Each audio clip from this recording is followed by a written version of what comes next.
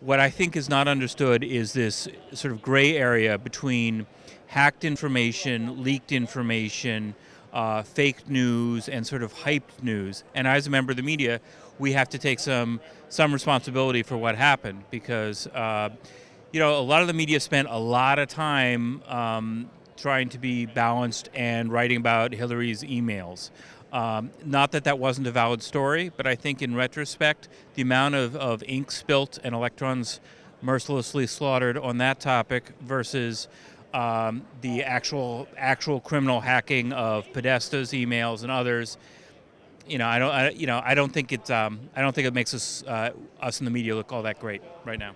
But we all set our own. This is free speech is a big thing here. It's in the Constitution, and we all set our own standards for what's newsworthy and what isn't. If something gets hacked and dumped, I personally think that there should be a higher standard for what gets written about. It should be, again, my personal taste. I would write about stuff of significant public policy importance rather than just prurient stuff, gossipy stuff.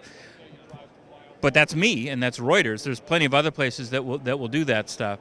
It would be nice if there was more discussion of what the threshold should be, because you don't want to be encouraging hackers because you print everything that they come up with. I think that's a bad road to go down. Going back to something earlier you said, where you talked about this gray area of real news, fake news, people trying to delegitimize.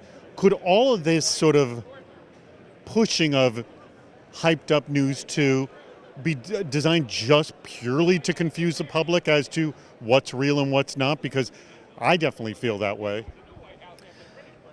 That's a pretty sophisticated question. I think the consensus, there's disagreement within the United States intelligence community.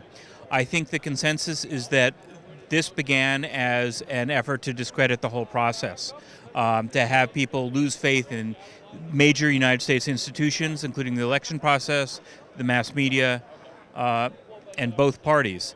And then it evolved into supporting Trump at the expense of Clinton. I think that's the consensus of the United States intelligence community.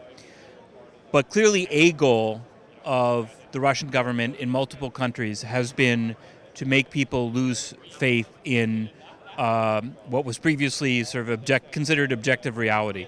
And I think it's working. It's not the only thing that's causing that to happen, but regard for the media is at a terrible level in the United States. You have shocking disagreements over basic facts. And certainly this is playing into that. I'm really old, and I remember the O.J. Simpson trial.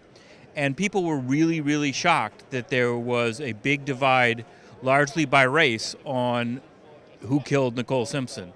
And now that seems quaint. It seems completely normal now to have these violently different realities. And it's upsetting to those people who are trying to work for any kind of solution to real problems.